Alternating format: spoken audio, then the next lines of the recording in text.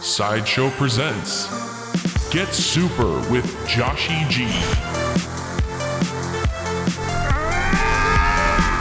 Featuring today's special guest, Miss Sinister.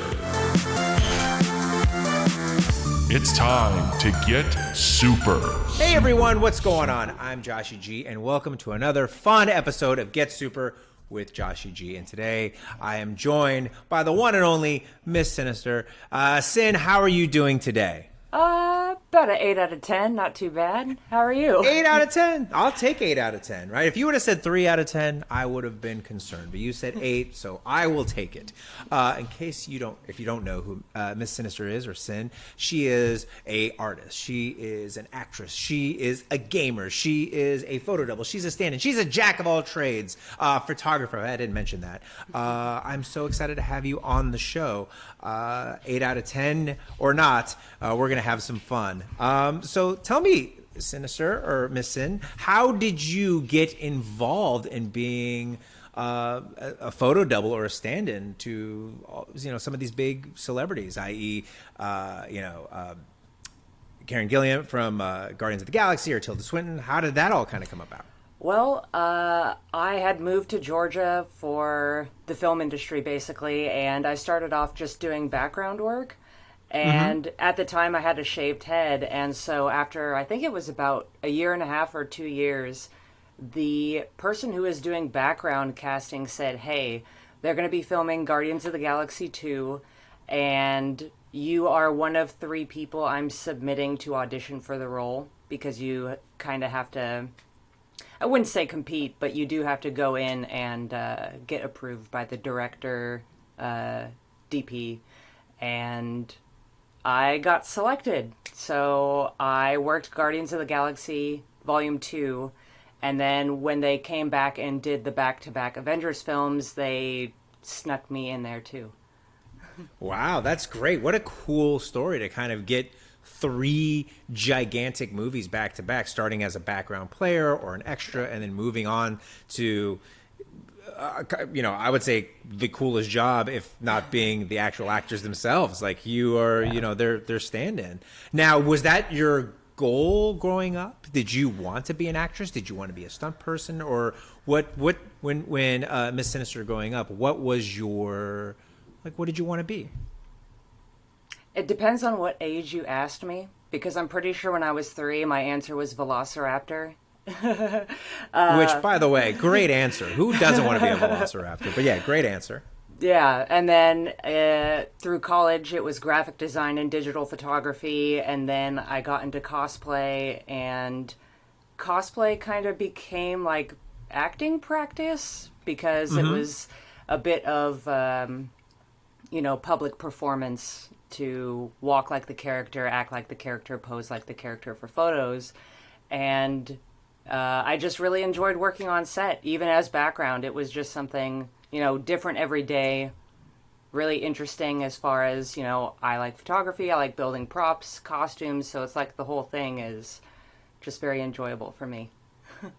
Now, we've had some cosplayers on before. Do you like the approach of having your own take on a particular character, or are you very loyal to the character themselves? For example, just going through, your Instagram feed or your social media feed, you've played so many different characters, but do you like doing your own interpretation of the character, or are you just like, look, I'm going to play this character exactly how I've seen it on the screen or small screen?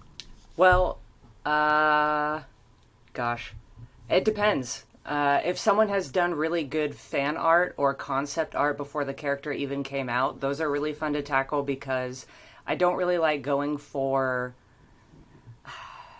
like, Sailor Moon. Like, how many people have done that costume, and what could I really add to the table that would make it much different from anyone else's? So I will pick more obscure characters and be as loyal to them as possible, which kind of makes things a little easier for me. And what are some of your favorite obscure characters that you love to play or cosplay? Alice from the video game Madness Returns. There's a short period where she has a shaved head, and at the time I did too. And very rarely do you see women cosplaying shaved head characters unless they're using a bald cap. So when I was bald, I kind of just went through the list of these are all the bald characters I would like to portray. So that Sagat from Street Fighter, God of War. Oh, really? Yeah. So gender, there was no, like, you like to swap genders in the sense of these cosplay, which I think is really cool, right? Who's to say a girl can't play a guy or vice versa, a guy can't play a girl? I have not seen your Sagat, I will say, but I am very excited because that is my favorite Street Fighter character. Yeah. I unfortunately cannot pull off the Sagat because I do have the shaved head, but I refuse to shave the beard, so I don't know if I'll be able to pull that off. Okay, so a lot of video game characters you like to gravitate towards. Is there any TV, movie, mainstream outside of the video game characters that you absolutely loved portraying? Or are there some that you might want to partake and or challenge yourself to dress up as? Well, as far as ones that I've already done, I'd like to think I do a pretty mean Alice from Resident Evil. I also have done Lilu from The Fifth Element.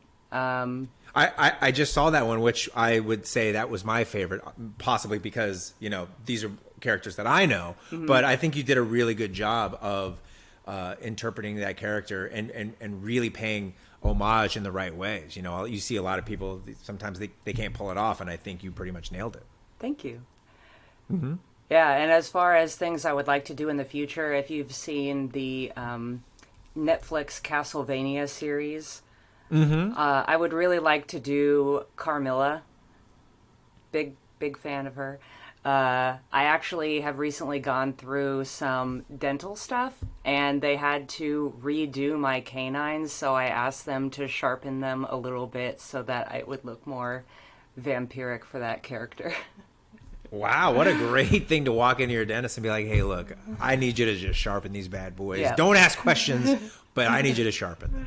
Yeah. All right, those are some great characters. Is there one that's just kind of out of the box that most people will be like, oh man, that's kind of, like when I see people that cosplay, I think I have such a respect for them because it's such an interesting art form in the sense that a lot of people will create their own costumes. They'll do their own makeup. They don't have the benefits of a Hollywood studio that's going to help them create their costume and or do their makeup. So these are people that are, doing it themselves. Now, I've also heard that you guys kind of share secrets with one another and help each other out, which I also think is really cool. But is there a costume that you see, or is there a character, that you see as like a challenge, like the ultimate challenge? Like, oh man, I would love to try to pull this out. It may take a lot to do, but I definitely want to give it a shot. There's two. I've always wanted to do not Ryuk, but the other Shinigami from Death Note. I don't know why I'm spacing her name. And Valdo from Soul Calibur. Okay. So again, a lot of video games. I love it. Yeah. All right, I'm just throwing one out there. Hear me out. You like the bald characters. The host of Get Super with Joshy G, you're going to have to figure out a way to grow a beard and wear a backwards baseball cap and some tattoos. No, I'm just kidding. I should have done that before I came on the show. Yeah, right? Exactly. No, but those cosplay is so interesting. And now the community of it, do you find it welcoming? Do you get a lot of good responses when it comes to your costumes? Obviously we were in the middle of a pandemic, so conventions and all the things that we would used to go to where people would see your costume live and in person, we're no longer to do that, at least for the time being. But when you were able to go, were people welcoming and loving of the costumes, or did you hear a lot of like negativity when it comes to some of the things that you dressed up as? Probably one of the very few negative experiences I had was dressing as Jack from Mass Effect. And it was only because I didn't know this, but at Dragon Con, if you have something that's a little bit more revealing, because it is kind of just like a couple straps on the on the upper body, I did not know that you could not wear that before 8 o'clock because of the younger crowd. So that was kind of like the only thing, like, hey, miss, you need to. But yeah, I mean that's more of a rule, I guess, than negativity. But for the most part, it sounds like, because we've had some other people on as well, they talk about this, but especially like at Dragon Con, people want to elevate one another. No one, there's not really a competition amongst, it could be possibly be friendly, but no one's being rude to one another. That's very welcoming. They're very supportive. Am I right or am I wrong? Well, that, and I certainly choose very intimidating characters as sort of like you might be a little bit intimidated to say rude things to me, or like, so usually I'm scary enough looking that people kind of watch what they say, I guess. And of course, I'm assuming you stay in character the whole time. So if someone's like, "Oh, I'm going to try to say something," and you give them like the look or the stare, they're like, "Oh, you know what? I'm just going to back away." Yep.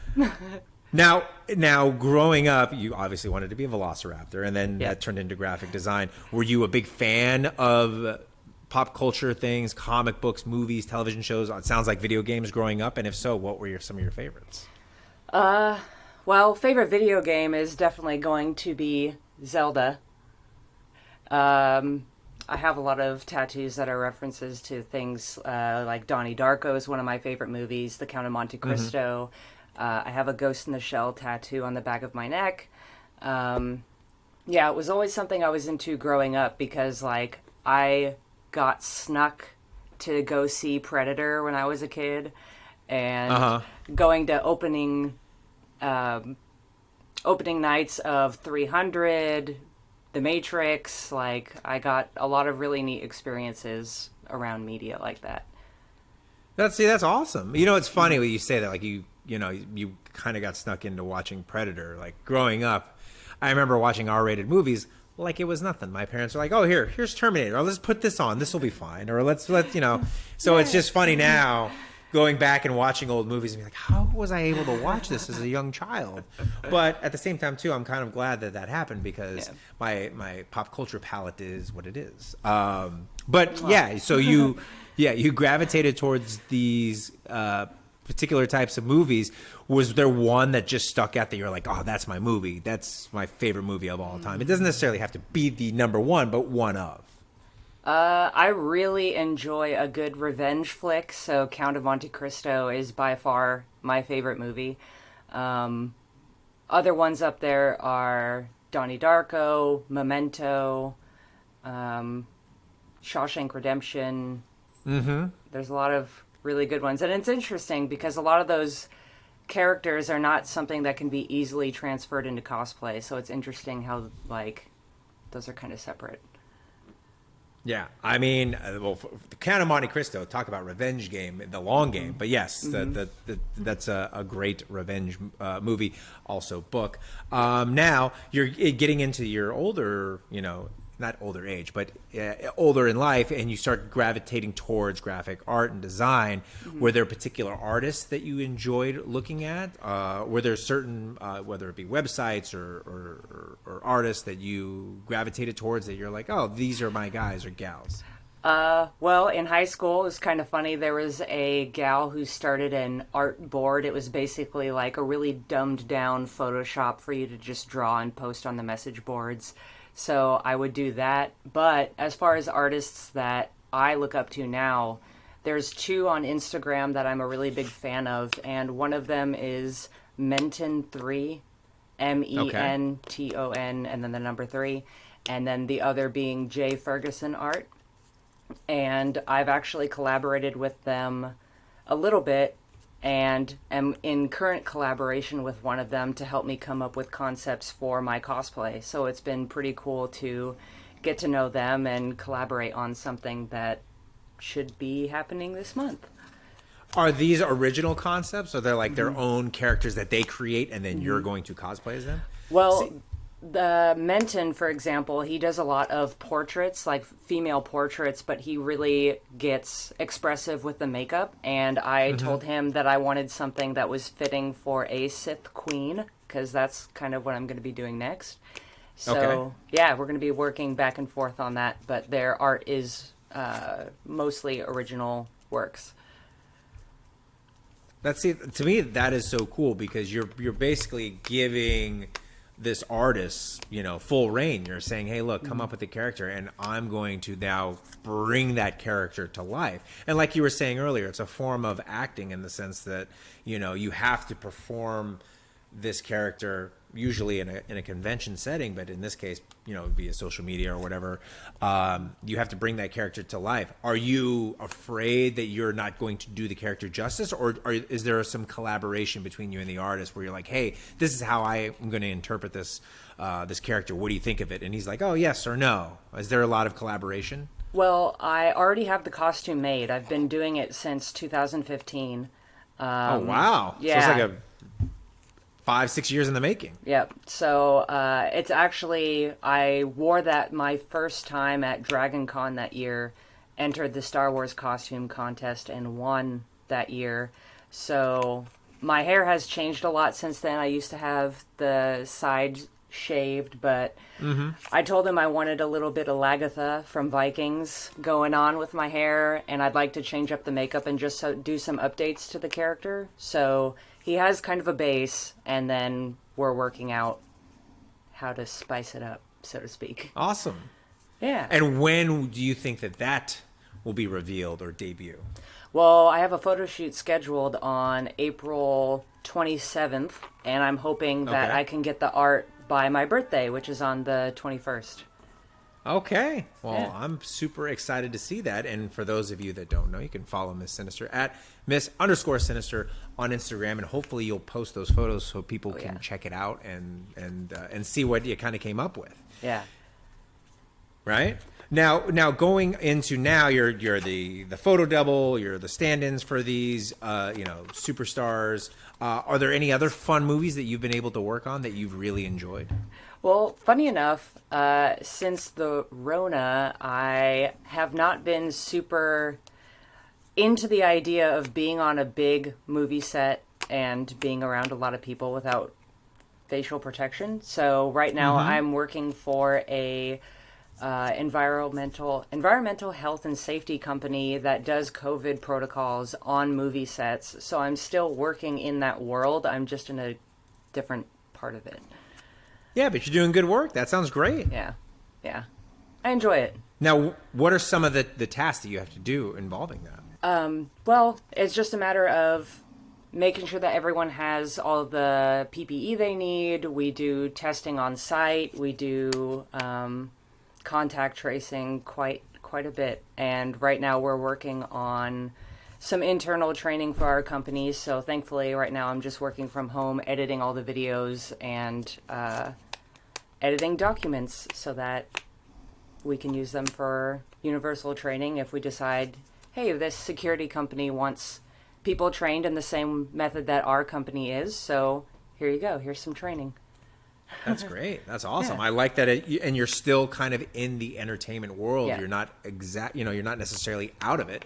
What about before the pandemic? What were some of the movies that you worked on that you enjoyed working on? Well, obviously the Marvel flicks are kind of rad, but I think my favorite would have been Godzilla King of the Monsters, because I actually got some on-screen time in that film, and one of the stunt guys actually handed me a butterfly knife and said, you're going to need to learn how to do this because they want you to do it on camera. So... And how long did it take you to do a butterfly knife sequence? Or how long did it take you to learn how to do that? Oh my gosh. Well, what I started doing is, like, whenever we'd have lunch on set, I would be looking up YouTube videos with my headphones in, and I'd just be sitting there doing it, to the point of where when I would go home, I would watch Netflix and try to do it while watching the screen without looking at my hands. That's so great. Yeah. Now, they didn't tell you to do that, right? They just said, hey, look, you're going to do this. So you could have either fallen flat on your face and failed, or you just have to, figure out how to do it. And I like that you were able to do that. How long do you think it eventually took you before you mastered the butterfly knife? I'm also mimicking it. I don't know if I'm doing it right, but you get it. Well, what's funny is the director brought a couple of friends on set and was like, come look at what she can do. And I'm just like, oh God. And I drop it the first time. And then, oh no. I know. And then I did a couple of tricks after that. And then he was like, okay. And then when I was finally asked to do it on camera, I didn't drop it once, and I didn't look at the knife once. So I felt pretty good about that. But I would guess it was about 3 weeks of flipping her around. Yeah. See, kids, if you practice hard enough, you can master the butterfly knife in 3 weeks. Yeah. Also, make sure that we put a warning that says, don't listen to me, and master the butterfly knife in 3 weeks. But no, that's fun. And of course, like you said, you get to work on a Godzilla movie, which I'm a huge fan of these monster movies, mostly Godzilla and or King Kong, and or Godzilla versus King Kong, which would be a lifelong dream for me. What was it like having to act in front of, I'm assuming, nothing, because all of that stuff was done post. So you have to react to a Godzilla or a bunch of monsters that are not there. So we were in a plane one day, and they had some really big LED panels that actually had videos of Godzilla roaring, so that you actually had a line of sight that everyone was looking at. But for the most part, I was the bad guy's henchman.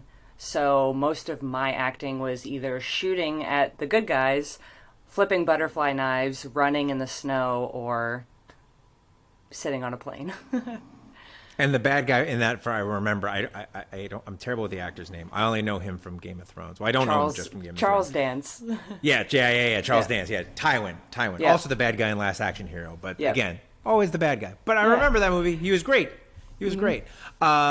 And how was that to be around, such movie royalty, or at least I like to think villain royalty? He was like the nicest person ever. He was very interested in how my day was going, and just like very good, genuine conversation. And I had cosplayed as Ripley from Alien 3, so I was like...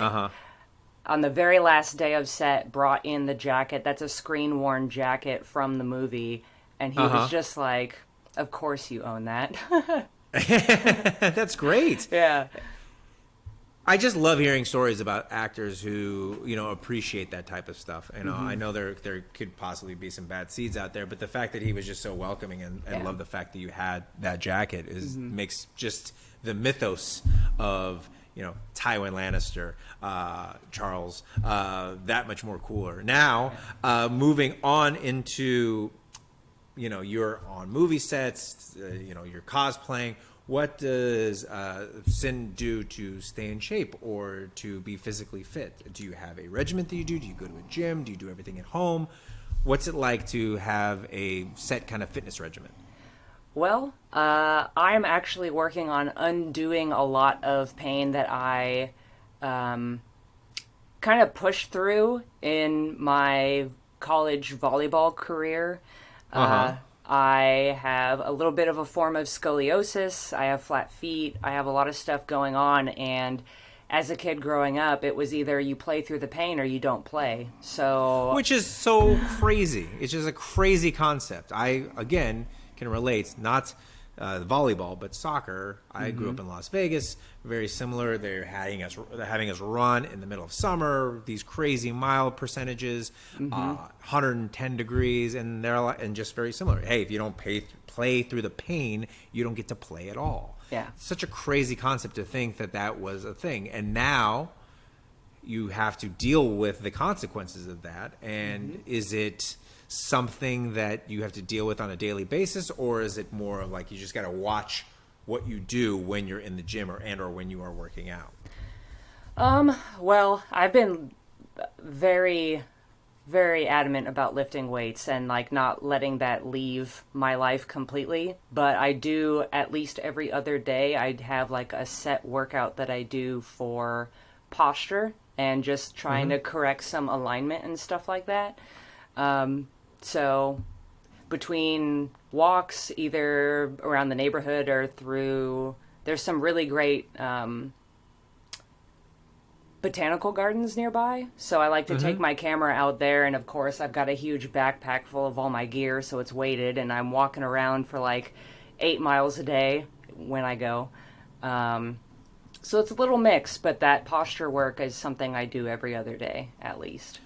Which, if you're listening, you're probably thinking, oh, well, that doesn't sound very hard. I'm used to back squatting 300 pounds every day or bench pressing. Posture work, I'm doing a terrible job of doing it myself, but posture work is extremely hard and extremely difficult. And not only that, walks with a ruck bag or a weighted bag, just as hard, if not really, really hard. And so one of the things that we really promote on this show is doing something is better than doing nothing. And like Miss Sinister is saying, carrying a weighted backpack or even just going for a walk is better than doing nothing. Yeah. When you do lift weights, what are the type of exercises or what are the type of strength programs that you're putting yourself through? And are you doing it just to stay healthy, or are you doing it to look like a particular character and or a particular actor or actress that you are doubling? So I definitely want to get into the shape that I was in when I did that Sith character in 2015. That's just kind of my starting point, and then after that I'll add goal and goal and goal. But yes, I would like to get a little bit more trim, so to speak. I'm currently doing the Mark Twight workout, kettlebell, a lot of stuff like that. So I have barbells, kettlebells, dumbbells, and unfortunately no squat rack or bench press, but kettlebells and dumbbells and barbells will really get you far if you explore just kind of the possibilities. Exactly. Yeah. You could also squat with all those things. You could also floor press with all those things. You could also put on your backpack and squat with those. Rows. And that's, yeah. People don't realize the things that you have in your home. I mean, yes, things are getting a little bit better, and there's a light at the end of the tunnel, with this pandemic. But there are a lot of things that you could use at home that will substitute for the meantime a squat rack or a bench press or a rack. So that's really cool that you're doing that. Now, is there a particular character outside of your Sith character that you also want to emulate as far as physical fitness goes, or are you just eyeing that particular character? I mean, the closest I can get to Sarah Connor, the happier I'll be. Sarah Connor from Terminator. Terminator 2 Judgment Day? Yeah. Oh, yeah. Okay, good. By the way, the best Terminator. And maybe that's controversial, but I'm sorry. Don't at me. Or at me. Whatever.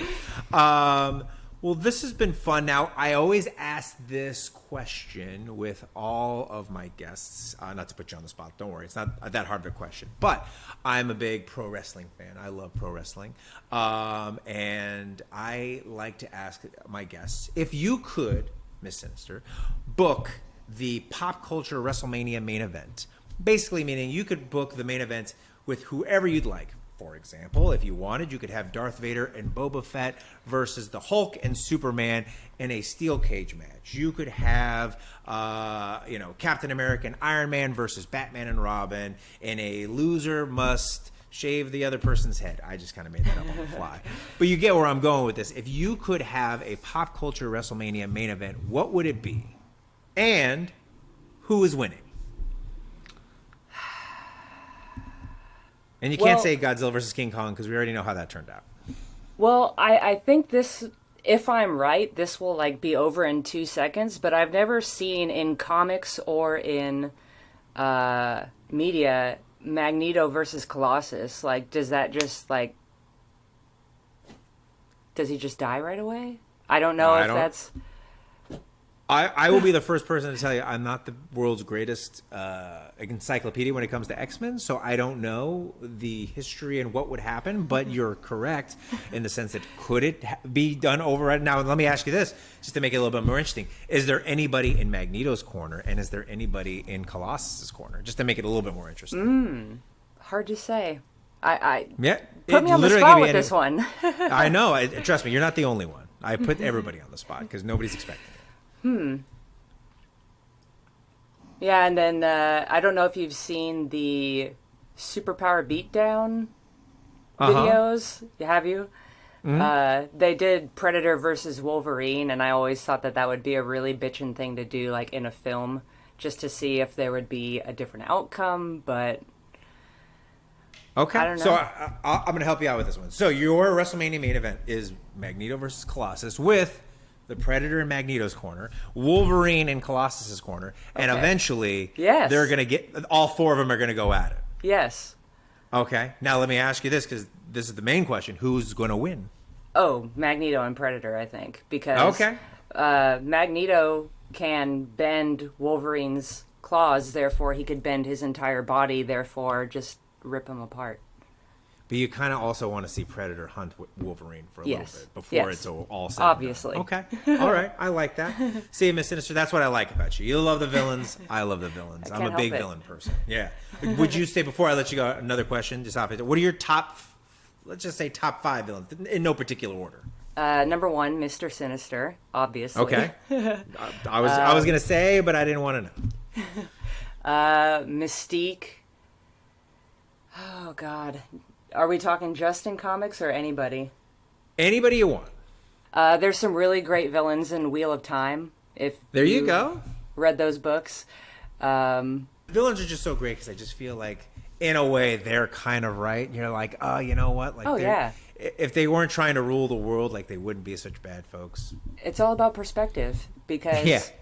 they grew up getting dunked on, and then they're totally justified in the way that they think, but not in comparison to somebody else. That's it. It's Yeah. just perspective. Well, I totally get it. Well, again, Miss Sinister, thank you so much for joining us. You guys are in for a treat. If you haven't already, follow Miss Sinister on Instagram at Miss_Sinister for all the fun cosplays. You can see I have it up. Look at that. Just so many cool, fun costumes. Are you also on Twitter? Are you on Twitch? Are there any other avenues that fans, the Sideshow community, can reach out and check you out on? Yes, I am on Twitter and Twitch. I think my Twitter, the I's in Sinister are actually lowercase L's. So Oh. There you go. Okay. So there's another Miss Sinister out there that is Yep. stealing your gimmick. the nega me. Uh-oh. Okay. And then on Twitch, is it the same thing? Mm-hmm. Perfect. Yeah. Well, this was so much fun. Thank you so much for joining me. We are going to have a fun Miss Sinister themed workout. I bet you didn't know that. We will have that coming up in just a few, so stick around. Sideshow Collectibles, what's up? It's Joshy G. And we got Jen here, and we're going to get your abs super shredded, or at least we're going to try, that is. We have a nice 4-round workout. What does that mean? You're going to do it 4 times. We have elbow plank sit-ups, wall sits, and of course some air squats. Your score or your goal is going to get as many as many sit-ups and as many squats as you can. And we're going to explain this workout. So don't worry if you're a little confused. We got you covered. Jen, I know you're ready. I know I'm ready. Here we go. 4-round workout description in 3, 2, 1. Let's go. All right, the first movement in this workout is pretty much a test, all right? Can you hold a plank for 1 minute? Jen's gonna get to the top of her push-up. Now we're looking for an extra challenge in having you plank on your elbows, but if that is too difficult for you, you can always plank at the top of your push-up. So you're gonna get down to your elbows just like Jen is doing. Her hips are in line with her shoulder. That's what we're looking for. That is a solid plank. You're gonna hold this plank for 1 whole minute. Dun, dun, dun!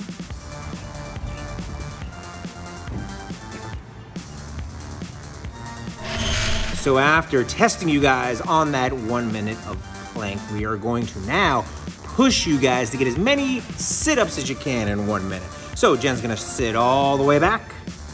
She's gonna touch the floor behind her. She's gonna shoot up and touch her toes. That is a good, solid sit-up. Now again, remember, the clock is ticking. How many sit-ups can you get in 1 minute?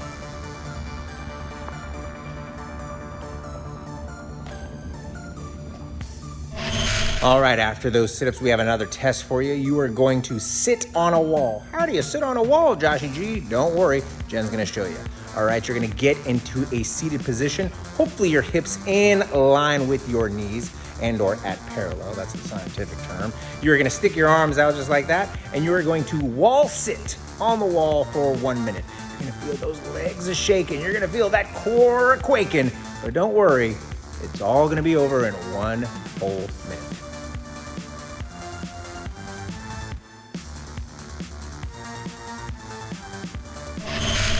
All right, so the last movement in this 4-round workout is air squats. And just like we did with the sit-ups, we want max effort, which means as many air squats as you can in 1 solid minute. Now, Jen is squatting all the way down, getting her hip crease below parallel, and she's standing all the way up. That is considered a good air squat. Now, if you can't squat below parallel, that's okay. Squat to an object or squat as low as you can. But regardless, we want you to squat for 1 whole solid minute.